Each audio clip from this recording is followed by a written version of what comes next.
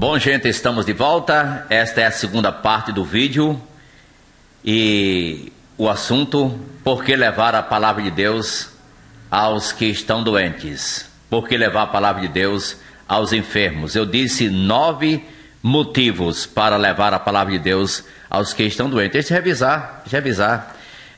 Primeiro, para corrigir distorções. Segundo, porque a pessoa pode ser firme mesmo doente. Terceiro, porque a palavra de Deus corrige a ansiedade. Quarto, porque o paciente tem algumas necessidades básicas que Deus atende. Salmo 41 foi a resposta. E quinto, porque a doença não é o fim, mas poderá ser um meio usado por Deus para o bem-estar dos que o amam. Sexto, porque o estado espiritual interfere no físico. Sétimo, porque para fortalecer o doente. Oitavo, porque o estado emocional muito interfere no físico. E em nono lugar, para mostrar que a esperança do cristão está além desta vida. Amém? Vamos então dar sequência. E eu vou ler em Romanos capítulo 8. E você vê aqui que uma boa razão aqui também é que o cristão, o crente, ele está sujeito a situações, a problemas, a sofrimentos e até a morte. Está sujeito às circunstâncias causadas, que a própria natureza sofre também. Romanos 8, versos número 20 a 23. Pois a criação está sujeita à vaidade, não voluntariamente, mas por causa daquele que a sujeitou, na esperança de que a própria criação será redimida do cativeiro da corrupção para a liberdade dos filhos de Deus. Porque sabemos que toda a criação a um só tempo geme e suporta angústias até agora. E não somente ela, mas também nós que temos as primícias do Espírito, igualmente gememos em nosso íntimo, aguardando a adoção de filhos, a redenção do nosso corpo. Eu vejo muita clareza nesta passagem com relação ao assunto que estamos abordando, porque nós estamos sujeitos aos sofrimentos, aos problemas que a natureza enfrenta de um modo geral. O crente e o não crente passa problema.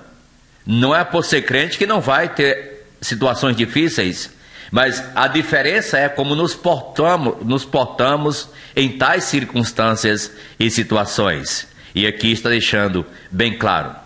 Então, um outro motivo é para lembrar que por que levar a palavra de Deus aos enfermos?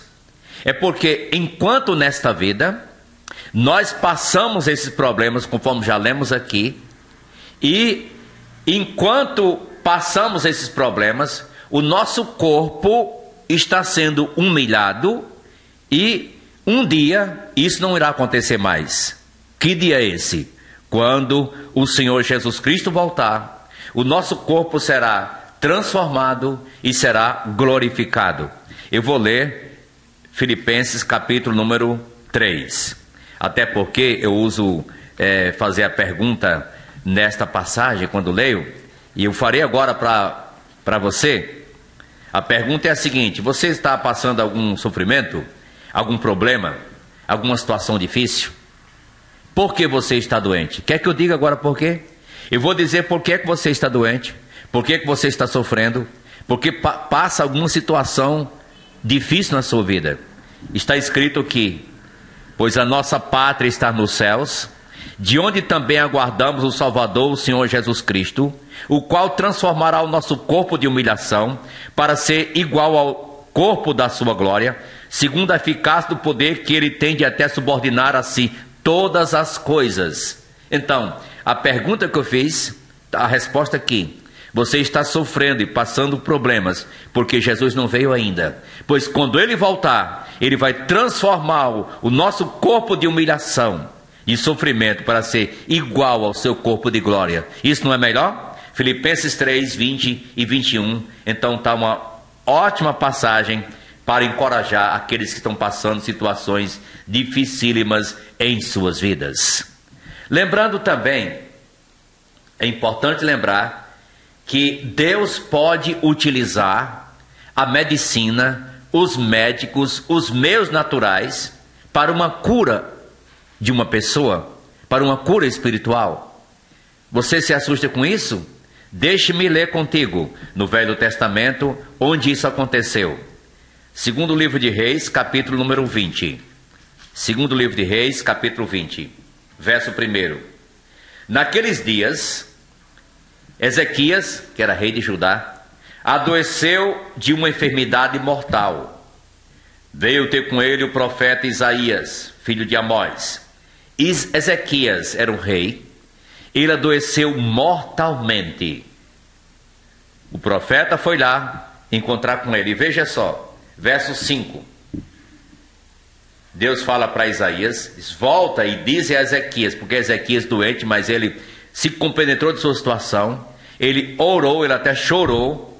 Aí Deus disse a Isaías, diz a Ezequias, príncipe meu povo, assim diz o Senhor Deus de Davi, Davi teu pai, ouvi a tua oração e vi as tuas lágrimas, eis que te curarei, ao terceiro dia subirás à casa do Senhor. Então, vamos agora ao verso 7, o que foi que Deus usou? Disse mais Isaías, toma uma pasta de figos, tomaram-na e a puseram sobre a úlcera, e ele recuperou a saúde. Note como Deus utilizou aqui, através do profeta Isaías, uma pasta de figos, que era a medicina da época, era a medicina natural, uma pasta de figos, usando meios naturais, e abençoou numa cura que era necessária para aquele rei. No Novo Testamento, Tiago faz menção, se alguém está doente, chama os presbíteros da igreja e faça oração sobre ele, ungindo-o com azeite ou com óleo, em nome do Senhor. E disse, a oração da fé salvará o enfermo, e o Senhor o levantará. Lembre que o doente seria ungido com azeite ou com óleo. O azeite no passado não somente era símbolo, na Bíblia, não somente ele é símbolo do Espírito Santo, mas era utilizado também para fins medicinais. E aqui disse que era para ungir o paciente com azeite. Bem, então você vê que Deus pode utilizar a medicina, não é? Eu não entendo porque algumas pessoas ora por alguém e diz, joga os remédios fora. Quem toma o remédio para pressão, remédio controlado, jogue no mar. Até a pessoa vem no outro dia, morre, ou na outra semana, ou não demora muito, vivo, e morre. E essas pessoas vão prestar contas com Deus e devem prestar também com a família, porque agiram irresponsavelmente. Deus usa a medicina, aqui está muito claro. De outro lado, meu prezado telespectador, eu quero chamar a sua atenção para uma coisa que aconteceu no passado, acontece nos nossos dias, é que muita gente se estriba porque tem uma certa condição de ter um bom plano de saúde, de ter condição de recorrer aos melhores, mais preparados médicos, e assim pense que o seu dinheiro e seu status social vai lhe dar saúde. Se engana, se engana. Não confie no seu plano de saúde, não confie nem sequer nos médicos. Utilize os médicos da seguinte forma: Deus pode utilizar este homem ou esta mulher no plano e propósito dele para o teu bem e para a glória dele. Deus pode usar os médicos e a medicina. Contudo, nós não podemos deixar de confiar no Senhor para confiar no homem ou nas coisas. Eu leio para você o que está aqui declarado sobre esse assunto. No livro de Crônicas, segundo livro de Crônicas, capítulo 16. Um homem passou por essa experiência e aprendeu tarde demais. Segundo Crônicas, segundo livro de Crônicas, capítulo 16, verso 12. Um rei de Judá por nome Asa, no 39º ano do seu reinado, caiu Asa doente dos pés. A sua doença era em extremo grave. Contudo, na sua enfermidade, não recorreu ao Senhor, mas confiou nos médicos. Descansou Asa, está vendo o resultado? Descansou. Pois bem, Asa, em vez de confiar em Deus, ele confiou nos homens. Era um rei, um homem que tinha muito dinheiro, uma posição elevada na nação, e ele confiou nessas coisas, mas ele morreu. A palavra usada foi descansou. Ele morreu. Meu prezado telespectador, não confie nas coisas e ou pessoas, quando deveria confiar em Deus. Poderás encarar como meios que Deus usa e utiliza para a sua glória e louvor. Eu quero finalmente mostrar também outro exemplo de outro rei que confiou errado em uma situação difícil, então ele morreu. Volte ao primeiro livro de Crônicas. Primeiro livro de Crônicas, capítulo número 10. Versos número 13 e 14. Assim morreu Saul por causa da sua transgressão cometida contra o Senhor, por causa da palavra do Senhor que ele não guardara, e também porque interrogara e consultara uma necromante, e não ao Senhor, por isso o matou e transferiu o reino de Davi a Davi, seu filho de Jessé. E não ao Senhor, que por isso o matou e transferiu o reino a Davi, filho de Jessé. Então, Saul não era uma doença, mas era uma situação difícil na nação, no país. Era tempo de guerra, era aperto de guerra. E Saul, em vez de recorrer a Deus, o Deus de seus pais, o Deus dos patriarcas, mas ele recorreu a quem? A uma pitonisa, a uma feiticeira, a uma necromante. Como é que você está agindo quando está passando uma situação difícil? Não tem pessoas que correm para os macumbeiros, para os curandeiros, para aqueles que podem fazer alguma coisa para o seu problema? E desprezam a Deus? Saul morreu por isso. Deus o matou e tirou do reino e transferiu a Davi o reino. Note como uma coisa é séria. E eu queria que você considerasse com muita seriedade essa situação. Mas eu queria fazer uma colocação no final aqui. 3 colocações. Você hoje tem saúde. O que está fazendo para Deus? Como está utilizando sua vida? O seu potencial, suas energias? Quando Deus manda que o amemos de todo o coração, alma, entendimento e força. É isso que está acontecendo? Você está doente. Como está reagindo em meio à doença?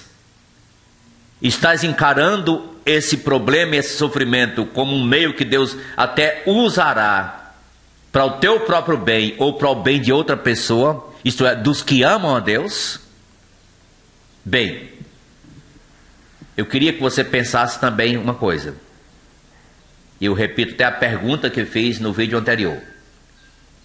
Um dia, a questão anterior, melhor dizendo, um dia cedo ou mais tarde, cada pessoa, rica ou pobre, doente ou sadia, não estará mais aqui nessa terra. Porque a história prova que os mesmos fiéis a Deus já se foram. É só uma questão de tempo. As experiências mostram que aqueles que ensinam que o crente não sofre nem adoece, estão envelhecendo e estão enfrentando problemas e estão perto da morte, muitos deles já. E a minha pergunta é: e quando isso acontecer contigo, onde você estará na eternidade? Estás preparado para encontrar Deus? E segundo, estás com algo a apresentar a Ele como expressão de gratidão de tudo aquilo que Ele fez por nós? Eu recomendo que você veja o vídeo número 1 desse canal, que foi o primeiro sobre certeza de vida eterna, segurança de vida eterna. E certamente Deus pode abençoar você com uma mudança de atitude através das situações adversas da vida, mesmo a doença. Amém? Muito obrigado pela sua atenção. Você é convidado a partilhar esse vídeo com outras pessoas e abençoá-las com a palavra de Deus. Obrigado.